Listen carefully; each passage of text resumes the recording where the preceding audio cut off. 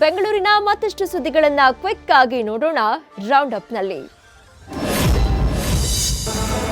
Rowdy sheeter Dinesh alias carrom Dinesh murder case ಸಂಬಂಧ ನಿನ್ನೆ ರಾತ್ರಿ 12 ಜನ ಆರೋಪಿಗಳನ್ನ ಪೊಲೀಸರು ಬಂಧಿಸಿದ್ದಾರೆ.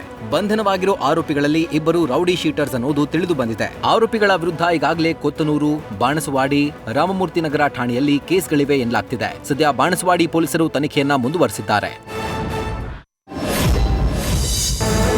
ಲೋಕಸಭಾ ಚುನಾವಣೆಗೆ ನಾಮಪತ್ರ ಸಲ್ಲಿಕೆ ಹಾಗೂ ಹಿಂಪಡೆಯುವ ಪ್ರಕ್ರಿಯೆ ಹಿನ್ನೆಲೆ ಪೊಲೀಸರು ಅಲರ್ಟ್ ಆಗಿದ್ದಾರೆ. ಚುನಾವಣಾ ಕಚೇರಿಗಳ ಸುತ್ತಮುತ್ತ 100 ಮೀಟರ್ ವ್ಯಾಪ್ತಿಯಲ್ಲಿ ನಿಷೇಧಾಜ್ಞೆ ಜಾರಿಗೊಳಿಸಲಾಗಿದೆ.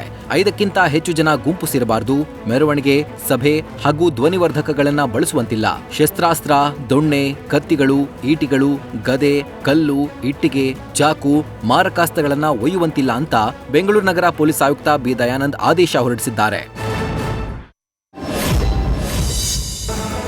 ಬೆಂಗಳೂರಿನಲ್ಲಿ ನೀರಿನ ತೀವ್ರ ಸಮಸ್ಯೆ ಎದುರಾಗಿರುವ ಹಿನ್ನೆಲೆ ಫ್ಲೋ ರಿಸ್ಟ್ರಿಕ್ಟರ್ ಅಥವಾ ಏರೇಟರ್ ಸಾಧನೆಗಳ ಅಳವಡಿಕೆಗೆ ಮಾರ್ಚ್ 31 ಕೊನೆ ದಿನವಾಗಿದೆ. ಪರಿಸರ ಸ್ನೇಹಿ ಹಸಿರು ಸ್ಟಾರ್ ಬಳಕೆದಾರ ಪ್ರಮಾಣ ಪತ್ರ ಅಳವಡಿಕೆ ಮಾಡಿಕೊಳ್ಳದಿದ್ರೆ ಕ್ರಮ ತೆಗೆದುಕೊಳ್ಳುವುದಾಗಿ ಬಿಡಬ್ಲ್ಯೂಎಸ್ಎಸ್ಬಿ ಸೂಚಿಸಿದೆ. ಅಲ್ಲದೆ ನೀರಿನ ಪ್ರಮಾಣದಲ್ಲಿ 50% ಕಡಿತದೊಂದಿಗೆ ₹5,000 ದಂಡ ಹಾಕುವುದಾಗಿ ಬಿಡಬ್ಲ್ಯೂಎಸ್ಎಸ್ಬಿ ಎಚ್ಚರಿಕೆ ಕೊಟ್ಟಿದೆ.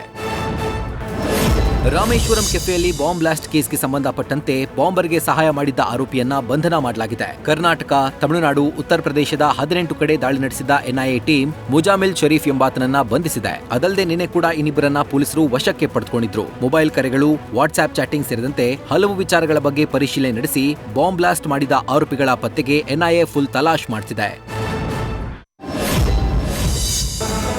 ಫಿಲ್ಮ್ ಚೇಂಬರ್ ಮಾಜಿ ಅಧ್ಯಕ್ಷ, ನಿರ್ಮಾಪಕ ಭಾಮಾ ಹರೀಶ್ಗೆ ಲಘು ಹೃದಯಾಘಾತವಾಗಿದೆ. ಹೈ ಬಿಪಿ ಹಾಗೂ ಉಸಿರಾಟದ ತೊಂದರೆ ಇದ್ದಾಗಲೇ ಹೃದಯಾಘಾತ ಸಂಭವಿಸಿದೆ.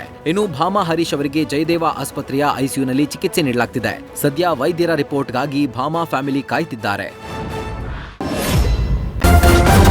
ನ್ಯೂಸ್ ಫಸ್ಟ್, ನಿರ್ಭೀತಿಯಿಂದ ನಿಮ್ಮ ಪರವಾಗಿ.